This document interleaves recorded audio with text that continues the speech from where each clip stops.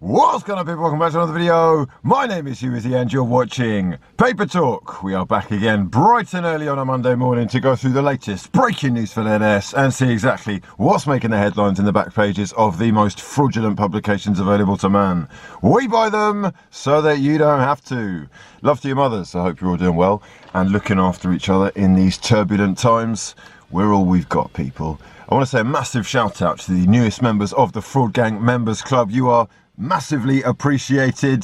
This is your fastest finger of the fraudification squad, and this is your commenter of the day. If you do want to be featured, all you got to do is have the most liked comment, be the first comment, or join the Fraud Gang Members Club. For now though, we've got 4 fraudulent publications to be going through, including the Eye, the Guardian, the Daily Star, and the Daily Mirror. It's daily like Thompson, it's daily like Paper Talk. Let's get down to it. This is for the ones who care.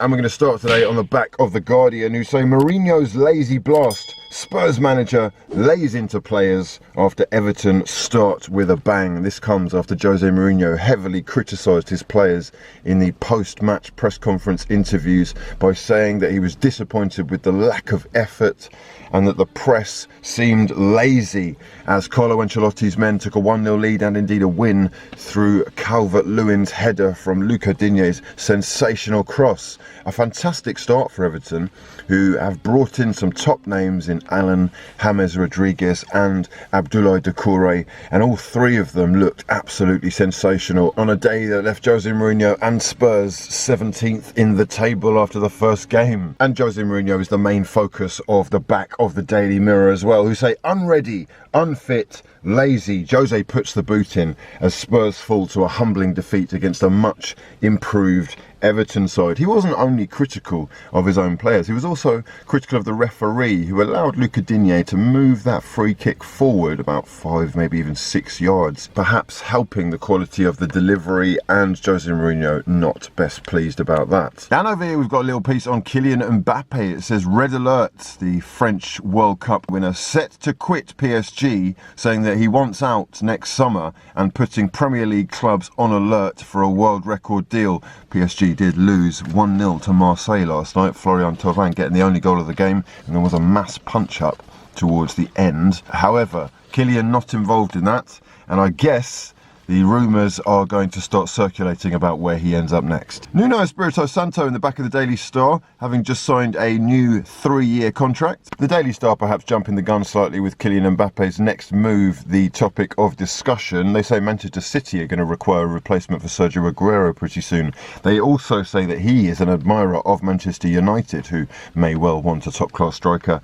And last but not least, he has more than once made his admiration known for the amazing job that Jurgen Klopp has done at Liverpool. Could we see Kylian Mbappe come into the Premier League, or will he end up at Real Madrid? But the main story at the back of the Star is yet again Jose Mourinho's disappointment at Tottenham's poor start. Lazy, unfit, a bad state of mind. Jose puts the boot in. The Spurs boss furious that the free kick was taken out of place by Digne, and even more scathing were his words on his own team. Now the Eye, which I'm not sure if it is the Independent, but this Eye paper anyway, was one of the only 3 papers today which didn't have Jose Mourinho on the back, so I thought that I'd kind of follow the lead here with dominant Calvert-Lewin really showing the praise for Everton as opposed to the criticism for Tottenham and Jose Mourinho, because Everton really were fantastic, and much as Spurs lacked the energy and the press and everything that Jose Mourinho is complaining about, Everton had really some fantastic patterns of play throughout the game. They can be incredibly excited about the partnership between Abdoulaye Doucouré and Alan, and you are yet to see the best of James Rodriguez, but I tell you what, it wasn't half bad, was it? 1-0 to Everton, a huge 3 points to kick things off, and perhaps we are now looking at a side who can get closer to those aspirations they have of European football. And at the bottom here we have this war of attrition that's been going on between Jurgen Klopp and Frank Lampard continuing, as Lampard bites back at Klopp over oligarch remark. Jurgen Klopp complaining that the way that Chelsea have been operating the transfer market is only something that can be done by clubs that are owned by countries or oligarchs. Frank Lampard has laughed at this suggestion, and he has said that he finds the German manager's words slightly amusing. He said, "I don't think it matters what line of business your football club owner comes from. What we are talking about are some very wealthy owners of clubs in the Premier League. And the reality is," Lampard goes on to say, "other than Leicester, which was an incredible story, most clubs that win the league in the modern day have recruited well, and they've recruited at quite a high level money-wise. You can go through the Liverpool players," he says. Van Dijk, Alisson, Fabinho, Keita, Mane, Salah. Incredible players that came at a very high price. So Liverpool have done it over a period of time. Lampard saying what we've done is come off the back of a ban and probably try to address the situation ourselves to help improve us. This one isn't going to end anytime soon. It's going to be tit for tat throughout the season. Who do you think is going to finish on top? Do Chelsea have what it takes, having spent so much money, to actually push Liverpool all the way? Will Liverpool drop off slightly this year, or will they be as dominant as ever? And that war of words continuing in the Daily Star as well. You're having a laugh. I'm a moneybags. Klopp spent huge, says Lampard. Let me know your thoughts in the comment section below on this little debate. There is, of course, more live Premier League football tonight. Let's go, lads. Sheffield United against Wolverhampton Wanderers, and Chris Wilder claiming that he does not want to be a victim of second season syndrome and will expect his players to pick up exactly where they left off. They did tail off slightly towards the end of last season after, for a long time, looking like they were going to be challenging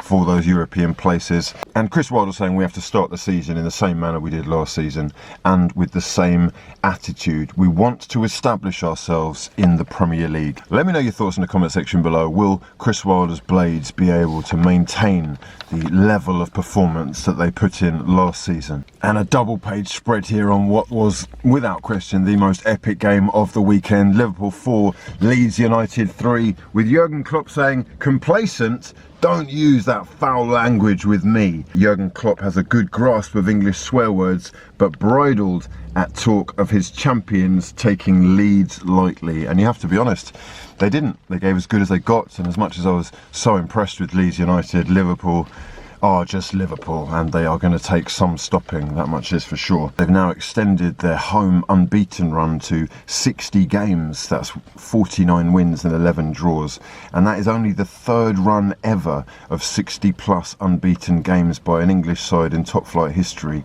after Chelsea's run of 86 in 2008 and Liverpool's run of 63 in 1980. If you are new to the channel, please do consider subscribing for that daily football content. Now, John Cross knows how to get himself featured in Paper Talk. It says, "Streaming fraud fear. Premier League bosses determined to crack down on the amount of matches that people are watching through illegal streams." It says here that they're very worried that during the lockdown, the amount of armchair fans who are watching games via these dodgy links has nearly doubled. And they say that you should be scared and worried about what links you're pressing, baby. With new research showing that more than 50% have been a victim of hacking or viruses, while 26% paying for illegal feeds have been a victim of fraud. Jeez. Now, we've got quite a lot to be getting through today, so I want to cram in as much information for you as possible before I let you go. And I'm going to kick things off with some of the biggest rumours and signings that have happened or are in the works. We'll kick things off with Spurs. I know, they have made an incredibly big signing. So big that I don't think that people realise the impact that this could have. Tottenham Hotspur have signed United States women's national team centre-forward and World Cup winner Alex Morgan. The 31-year-old is a huge signing. For anyone that isn't aware, she is a massively popular cult figure from the women's game who is incredibly highly decorated and just one of the most exciting players in world women's football. Her combined Twitter and Instagram following is about 13.1 million followers, which puts her about 300,000 to 400,000 above Tottenham's most high-profile player and the second most followed player at the club, Harry Kane. Sensational scenes. I look forward to seeing what she can do, and that is just a huge statement of a signing, not only for the club but also for the league as well. Staying with Spurs, but going back to the men's game, they're in the hunt for a striker to either play support role or even backup to Harry Kane, and they are reportedly interested in Southampton's Danny Ings. Yet again, we're being told that Manchester United are ready to walk away from this Jadon Sancho deal, Borussia Dortmund have really dug their heels in and are adamant that there is one price and one price alone that will pry Jadon Sancho away from them. Manchester United reportedly ready to walk away from the deal, and they have been linked to a number of players, including Inter Milan's 31-year-old Ivan Perisic, Gareth Bale, who apparently Real Madrid would be willing to let go for £18.5 million, and Douglas Costa, who has actually been put up for sale by Juventus. All of those are alternative options.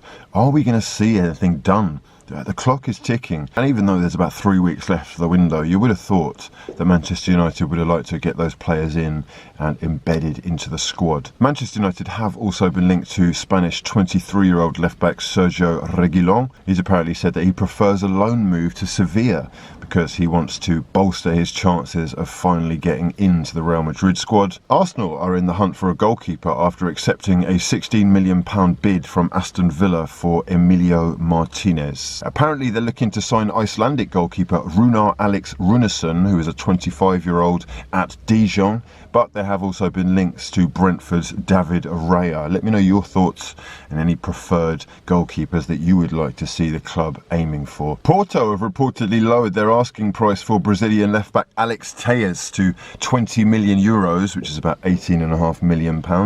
He is only 27 and extremely highly regarded. What do you think? And last but not least, it says here that Bournemouth have told Leicester that they'll have to pay £50 million to sign Welsh midfielder David Brooks. We will be back, of course, with a late night fraudulencia tonight, but I'm going to love you and leave you for now. I hope you're enjoying the daily videos that we're bringing out for that ass. If you are, please do exercise those freeloading fraudulent thumbs by smashing the hell out of the like button, subscribing if you're new, and turning those bell notifications on unless you're a massive bellend. For now, though, I've been hughwizzy, and this has been a lot of fun. Peace.